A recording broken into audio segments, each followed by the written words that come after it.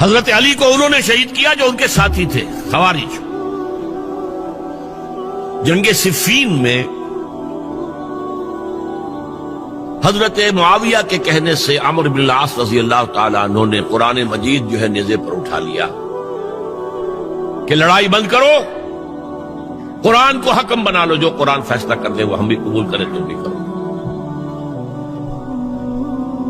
حضرت علی کا خیال یہ تھا رضی اللہ تعالیٰ عنہ یہ چال ہے،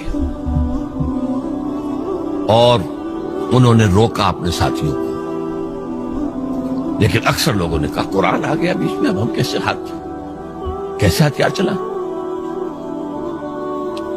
اس میں میرا ذہن جاتا ہے ایک حدیث کی طرف، بڑی اہم حدیث ہے، اور اس کے راوی حضرت علی ہیں۔ حضرت علی فرماتے ہیں کہ حضور نے فرمایا انہا ستکون فتنۃ، ان قریب ایک بہت بڑا فتنہ رونما ہوگا۔ حضرت علی فرماتے ہیں میں نے عرض کیا مل مخرج منہا یا رسول اللہ، اس سے نکلنے کا راستہ کون سا ہوگا؟ فرمایا کتاب اللہ فیہ خبر ما قبلکم ونبأ ما بعدکم وحکم ما بینکم، اس قرآن میں تم سے پہلے لوگوں کی خبریں موجود ہیں، بعد آنے والوں کے حالات موجود ہیں، اور تمہارے درمیان جو اختلافات بھی پیدا ہوں گے ان کا حل موجود ہے۔ تو اب کیسے نہ مانتے ہیں مسلمان، قرآن کو حکم بنایا جا رہا ہے۔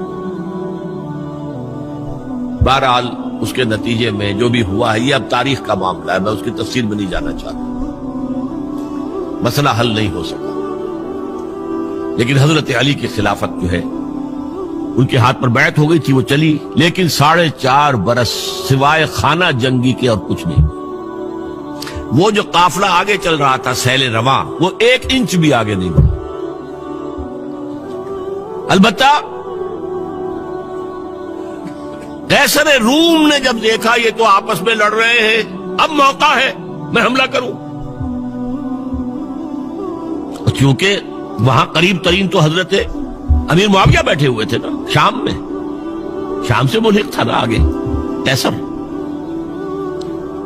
حضرت معاویہ نے خط لکھا، او رومی کتے،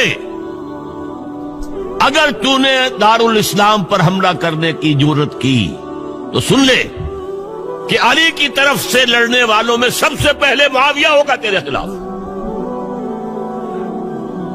یاد اس نے جرت نہیں کی۔